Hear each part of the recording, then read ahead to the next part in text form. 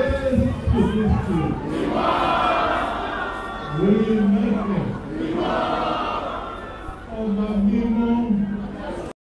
ni tí náà lóòótọ́ bàbá confam international ọkọ̀ oṣù ọkọ̀ àjẹ́ ọkọ̀ èmèrè. Ìgbẹ́ òlégun ẹni tó bá tẹ̀kùn ló máa ń ro.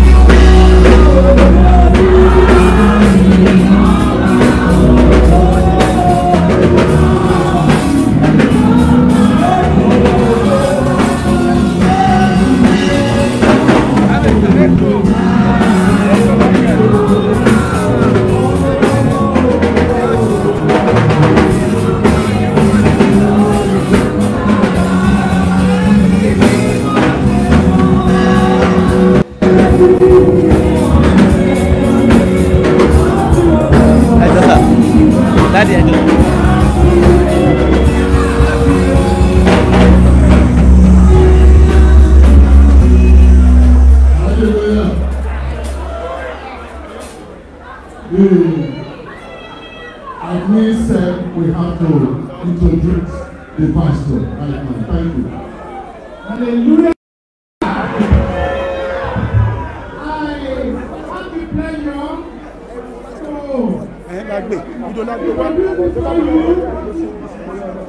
Reverend Pastor, the only affected Reverend Pastor of Celestial Church of Christ Worldwide, Reverend Emmanuel Oshoffa is in our midst.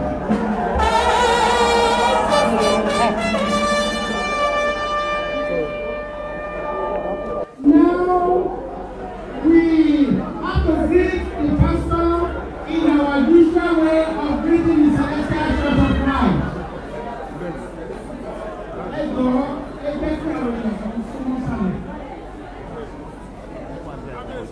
Let us greet the pastor in Celestial Gospel. Pastor thanks you and wishes you a celebration. Extra mic.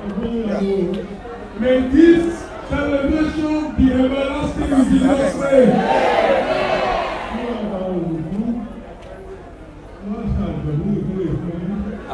May the Lord God of blessing descend and worship with you and bless you.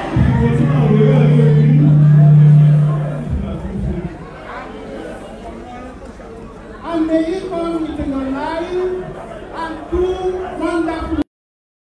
Our Father has come to bless you, a pastoral blessing, to pray for you.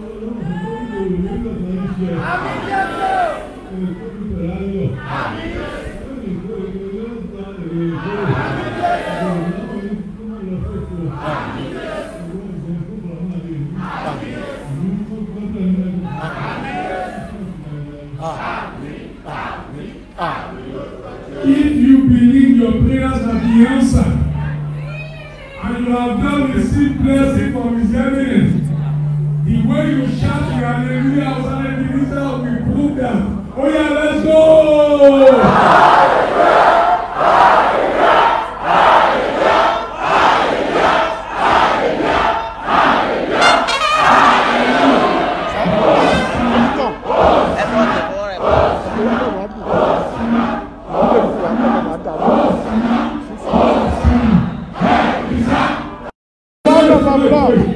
The evidence will be making his way out now. By your faith, you don't need to rush him or touch him. Stand wherever you are and start praying silent prayer.